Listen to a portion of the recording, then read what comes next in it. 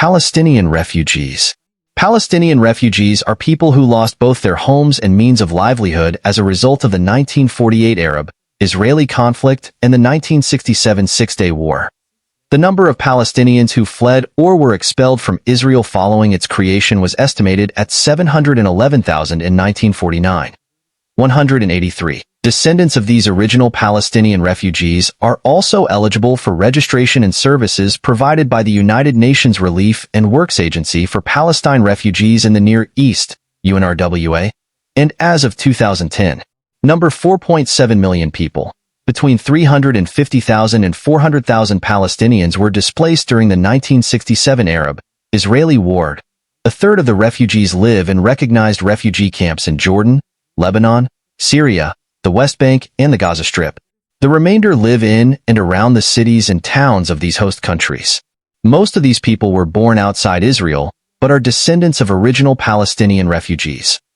Palestinian negotiators, such as Yasser Arafat, have so far publicly insisted that refugees have a right to return to the places where they lived before 1948 and 1967, including those within the 1949 armistice lines, citing the Universal Declaration of Human Rights and UN General Assembly Resolution 194 as evidence. However, according to reports of private peace negotiations with Israel, they have countenanced the return of only 10,000 refugees and their families to Israel as part of a peace settlement. Mahmoud Abbas, the current chairman of the Palestine Liberation Organization, was reported to have said in private discussion that it is illogical to ask Israel to take 5 million, or indeed 1 million. That would mean the end of Israel. In a further interview, Abbas stated that he no longer had an automatic right to return to safety in the northern Galilee where he was born in 1935. He later clarified that the remark was his personal opinion. International authors have justified the right of return of the Palestinian refugees on several grounds. Several scholars included in the broader New Historians argue that the Palestinian refugees fled or were chased out or expelled by the actions of the Haganah, Lehi, and Irgun, Zionist paramilitary groups. A number have also characterized this as an ethnic cleansing. The New Historians cite indications of Arab leaders' desire for the Palestinian Arab population to stay put. The Israeli law of return that grants citizenship to people of Jewish descent is viewed by critics as discriminatory against other ethnic groups, especially Palestinians that cannot apply for such citizenship under the law of return to the territory which they were expelled from or fled during the course of the 1948 war. According to the UN Resolution 194, adopted in 1948, the refugees wishing to return to their homes and live at peace with their neighbors should be permitted to do so at the earliest practicable date, and that compensation should be paid for the property of those choosing not to return and for loss of or damage to property which, under principles of international law or inequity, should be made good by the governments or authorities responsible. UN Resolution 3236 reaffirms also the inalienable right of the Palestinians to return to their homes and property from which they have been displaced and uprooted, and calls for their return. Resolution 242 from the UN affirms the necessity for achieving a just settlement of the refugee problem. However, Resolution 242 does not specify that the just settlement must or should be in the form of a literal Palestinian right of return. The most common arguments for opposition are: on the August 18, 1948, at the United Nations Security Council, Israel declared that it is not reasonable to contemplate a return of the refugees as the Arab League and the Arab High Committee have announced their intentions to continue their war of aggression and resume hostilities, noting that the state of war has not been lifted and that no peace treaty has been signed. However, Israel accepted the next year the return of some of the refugees, notably through the annexation of the Gaza Strip or by absorbing 100,000 of them in exchange of a peace treaty. The Arab countries refused the proposal, demanding a complete return. The Palestinian refugee issue is handled by a separate authority from that handling other refugees, that is, by UNRWA and not the UNHCR. Most of the people recognizing themselves as Palestinian refugees would have otherwise been assimilated into their country of current residency, and would not maintain their refugee state if not for the separate entities. Concerning the origin of the Palestinian refugees, the Israeli government said that during the 1948 war the Arab Higher Committee and the Arab states encouraged Palestinians to flee in order to make it easier to rout the Jewish state, or that they did so to escape the fights by fear. Citation needed. The Palestinian narrative is that refugees were largely expelled and dispossessed by Jewish militias and by the Israeli army. Historians still debate the causes of the 1948 Palestinian exodus. Notably, historian Benny Morris states that most of Palestine's 700,000 refugees fled because of the flail of war, and expected to return home shortly after a successful Arab invasion. He documents instances in which Arab leaders advised the evacuation of entire communities, as happened in Haifa. In his scholarly work, however, he does conclude that there were expulsions which were carried out in his later work. Morris considers the displacement the result of a national conflict initiated by the Arabs themselves. In a 2004 interview with Haaretz, he described the exodus as largely resulting from an atmosphere of transfer that was promoted by Ben-Gurion and understood by the military leadership. He also claimed that there are circumstances in history that justify ethnic cleansing. He has been criticized by political scientist Norman Finkelstein for having seemingly changed his views for political, rather than historical, reasons.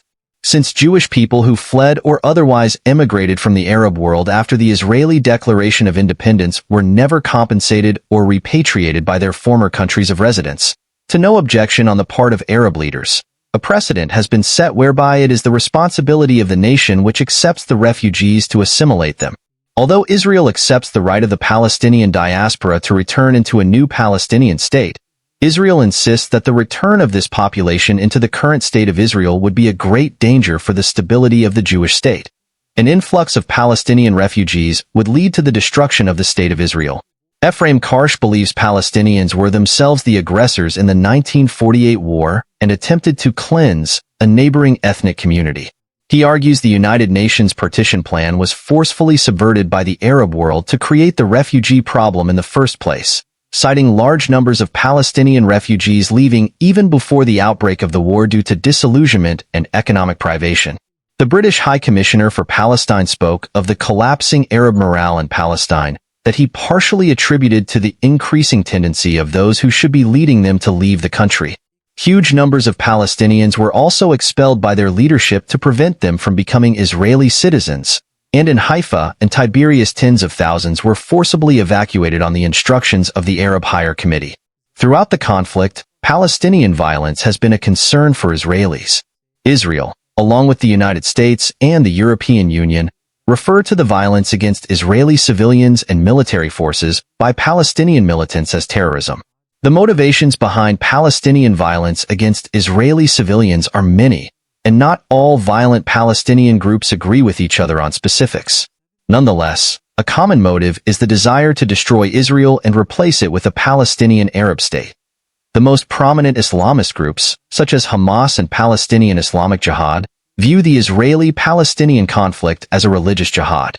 Suicide bombings have been used as a tactic among Palestinian organizations like Hamas, Islamic Jihad, and the Al-Aqsa Martyrs Brigade, and certain suicide attacks have received support among Palestinians as high as 84%. In Israel, Palestinian suicide bombers have targeted civilian buses, restaurants, shopping malls, hotels, and marketplaces.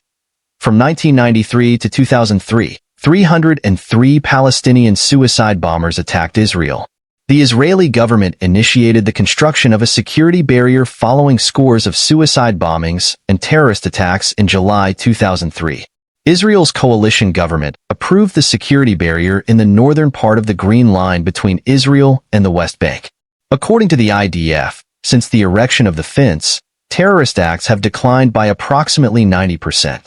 Since 2001, the threat of Qassam rockets fired from Palestinian territories into Israel continues to be of great concern for Israeli defense officials. In 2006, the year following Israel's disengagement from the Gaza Strip, the Israeli government claimed to have recorded 1,726 such launches, more than 4 times the total rockets fired in 2005.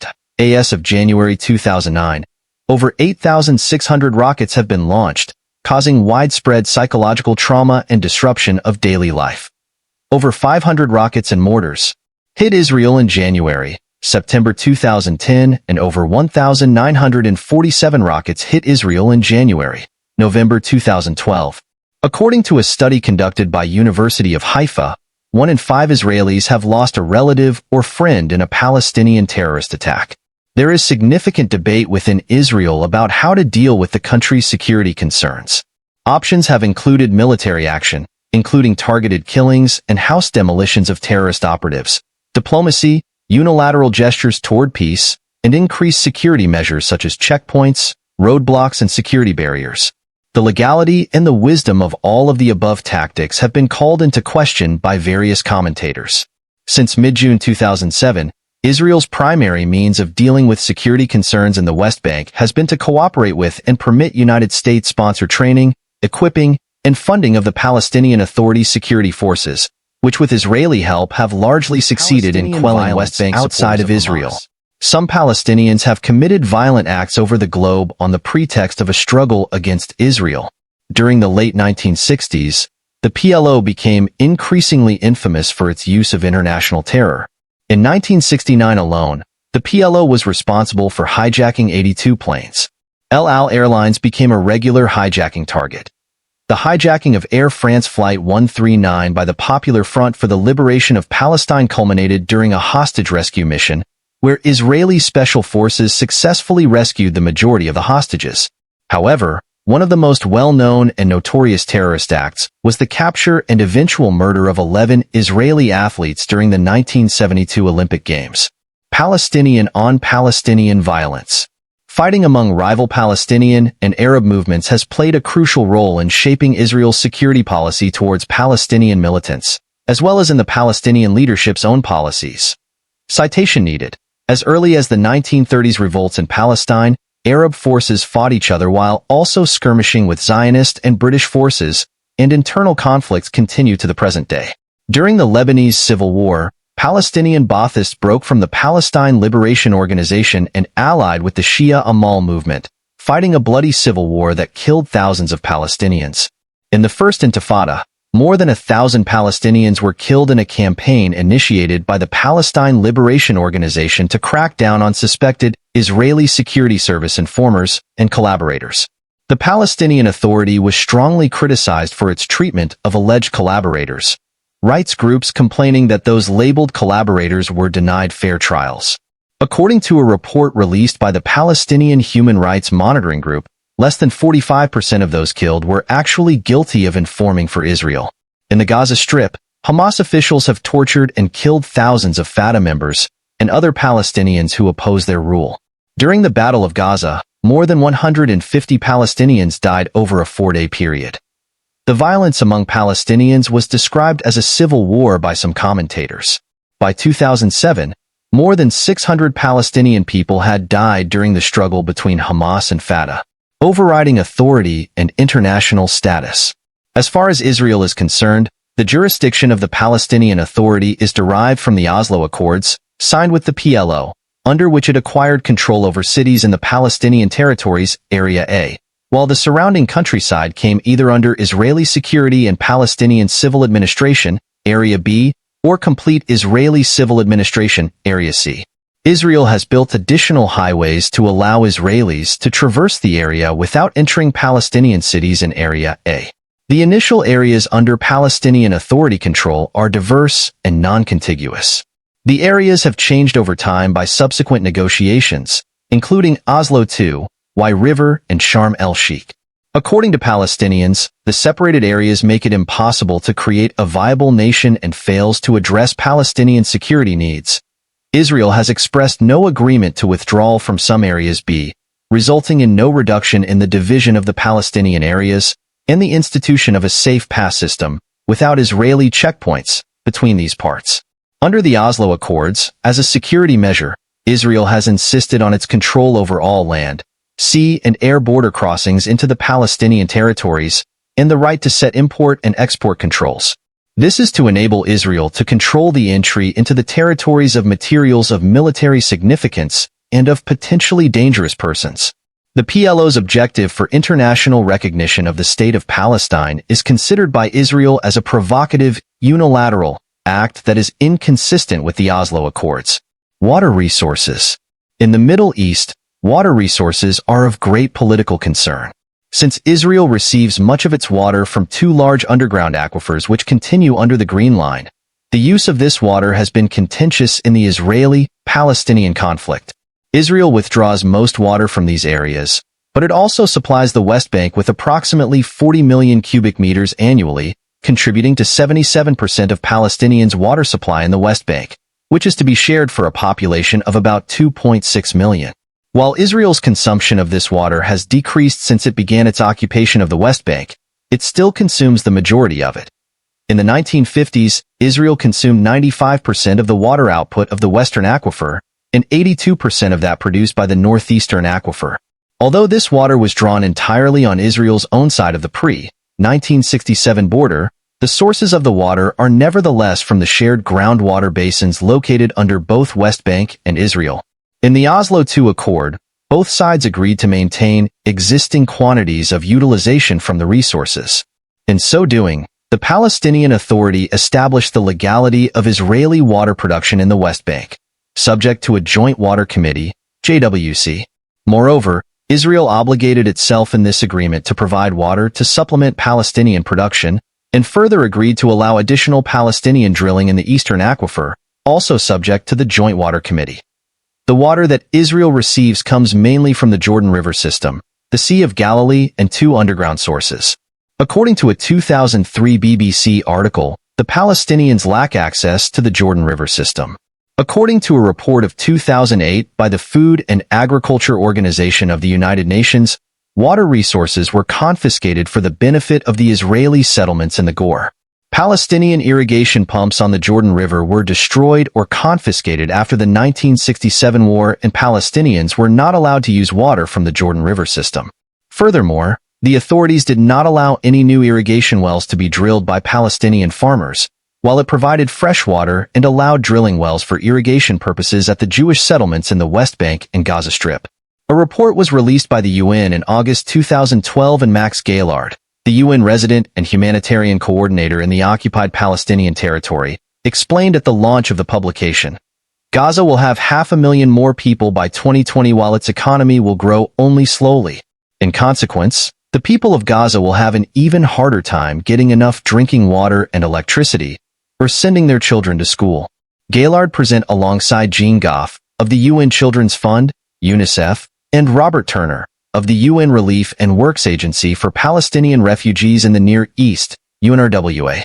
The report projects that Gaza's population will increase from 1.6 million people to 2.1 million people in 2020, leading to a density of more than 5,800 people per square kilometer. Future and financing. Numerous foreign nations and international organizations have established bilateral agreements with the Palestinian and Israeli water authorities. It was estimated that a future investment of about $1.1 billion for the West Bank and $0.8 billion for the Gaza Strip Southern Governorates was needed for the planning period from 2003 to 2015. In late 2012, a donation of $21.6 million was announced by the government of the Netherlands. The Dutch government stated that the funds would be provided to the UN Relief and Works Agency for Palestinian Refugees in the Near East, UNRWA, for the specific benefit of Palestinian children. An article, published by the UN News website, stated that, of the $21.6 million, $5.70 will be allocated to UNRWA's 2012 emergency appeal for the occupied Palestinian territory, which will support programs in the West Bank and Gaza aiming to mitigate the effects on refugees of the deterioration of the West Bank.